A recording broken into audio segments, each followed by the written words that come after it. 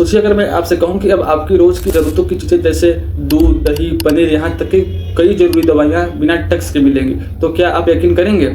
हाँ, ये कोई अफ़वाह नहीं बल्कि हकीकत है। भारत सरकार ने जीएसटी से बड़ा सुधार यानी कि जीएसटी 2.0 लागू करने का ऐलान कर दिया है।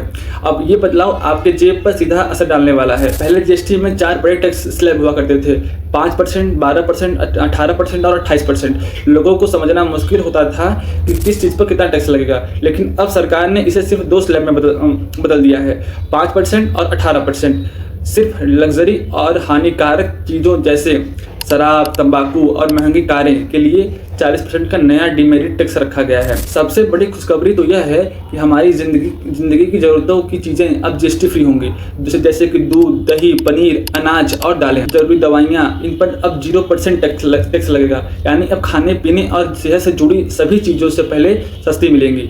अब तक बड़ी टीवी, एसी, फ्रिज, डिशवाशर और ऑटो पार्ट्स जैसी चीज़ों पर भारी टैक्स देना पड़ता था, लेकिन जीएसटी 2.0 के बाद इन पर सिर्फ 18% जीएसटी लगेगा। यानी कि अब अगर आप आने वाले त्योहारों पर टीवी, एसी का लेकर देने का सोच रहे हैं तो आपका बजट हल्का होगा।